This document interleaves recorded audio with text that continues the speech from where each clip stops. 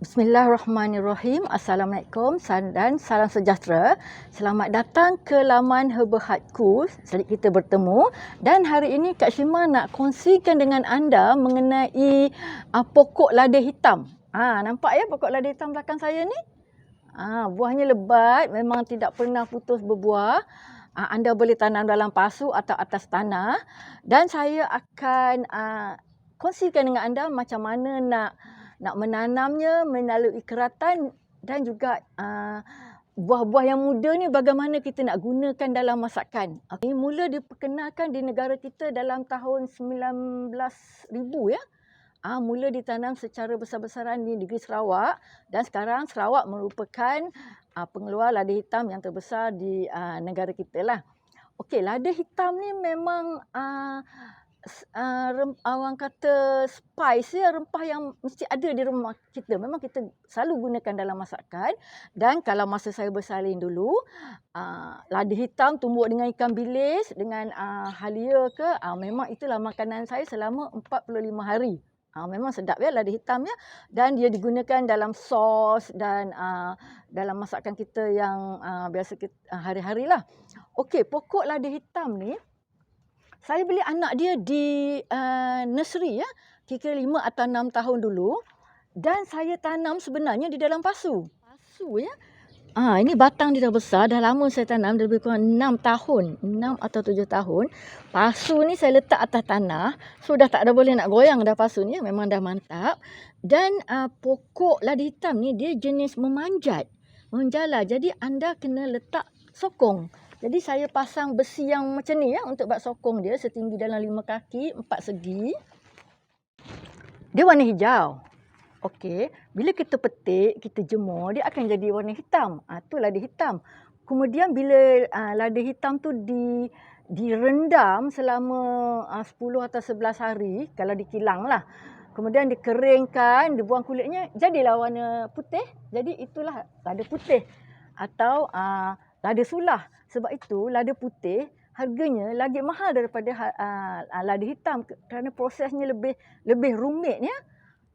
Okey, ini adalah buah-buah lada hitam. Apabila dia matang dia jadi warna hijau tua. Ketika dia muda dia jadi agak muda lah, hijau muda lah warnanya.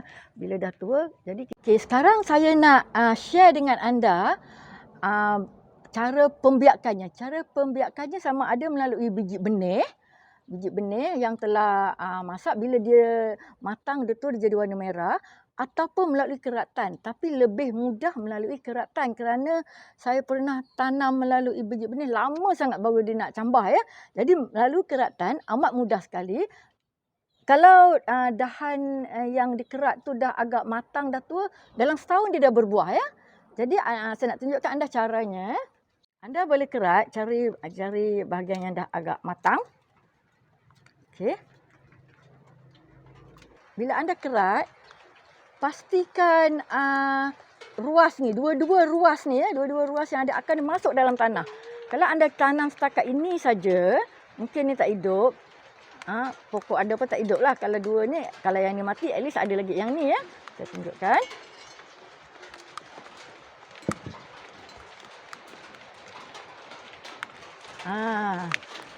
Kerana itu anda kena tanam atau semai keratan ni dalam bekas yang panjang.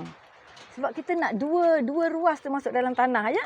Kalau satu ruas je kebermungkinan untuk dia hidup tu agak susah sikit. Yang ni insya-Allah ini adalah contoh yang telah saya semai melalui tadi yang dua ruas tu masuk dalam tanah tadi ya. Dah setahun dia akan berbuah. Bolehlah anda alih atas tanah atau dalam pasu yang lebih besar. Di peringkat permulaan ni, setelah seminggu ditanam, anda kena taruh baja NPK untuk menyuburkan pokok dan melebatkan daun. Dah lebih kurang sebulan atau 2 bulan, bila anda nampak ada putik-putik bunga, anda kena letak baja. Saya letak baja bunga Novatec Premium ya. Seminggu sekali atau sekurang-kurangnya 2 minggu sekali. Bukan 2 bulan sekali ya. Baja itu penting. Baja mula-mula tanam anda boleh letak di tempat yang teduh, kemudian anda kena letak di tempat yang ada cahaya. Tak semestinya direct sunlight, tapi ada cahaya supaya dia perlukan matahari. Dia perlu, pokok-pokok ni pokok lada hitam ni dia jenis pokok yang boleh tahan dengan matahari, direct matahari, tapi peringkat permulaan tu anda kena perhatikanlah. Perhatikan tempat yang bercahaya dan kalau direct matahari pun sejam atau 2 jam. Jadi apa nak buat dengan lada ni selain daripada kita jemur jadikan lada hitam, kita boleh gunakan dalam menu masakan kita hari-hari. Mari saya tunjukkan. Okey, mungkin ramai di antara anda yang ada menanam pokok lada hitam dan bila berbuah, nak buat macam mana ya, nak masak macam mana ya. Ada yang tertanya begitu.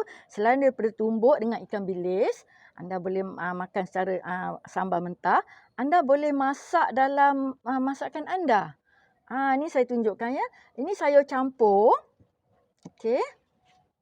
Sayur campur, campak je setangkai 2 dalam sayur campur tu. Dia akan jadi hitam sebab kena panas kan. Yang hijau ni tadi dia akan jadi hitam. Kalau anda nak gelai-gelaikan dia pun boleh juga ya. Cantiklah warnanya nanti. Begitu. There you go. Ini. Boleh, tak ada masalah. Okey. Kalau anda nak titik sikit pun tak apa untuk keluarkan bau dia, boleh juga anda titik.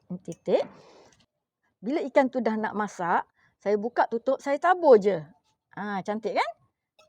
Tabur je lada hitam tu. Kalau nak titik sikit pun boleh. Kalau nak titik. Dan kita boleh gunakan juga dalam asam pedas. Ambil yang setangkai ni, titik-titik sikit, masuk dalam asam pedas. Ataupun dalam kari anda, ataupun dalam singgang ke, gula lemak manis ke, boleh ya. Ada gunanya ni. Selain daripada kita jemur untuk buat lada hitam. Untuk anda yang tinggal atau duduk di kawasan yang tak ada tanah, di kondominium ke, di pansapuri ke, rumah flat ke, dan anda berminat nak tanam pokok ni, anda boleh tanam dalam pasu. Seperti mana yang saya buat ni, anda tanam dalam pasu yang besar, lebih kurang 20 inci. Dan anda di sini saya satu batang.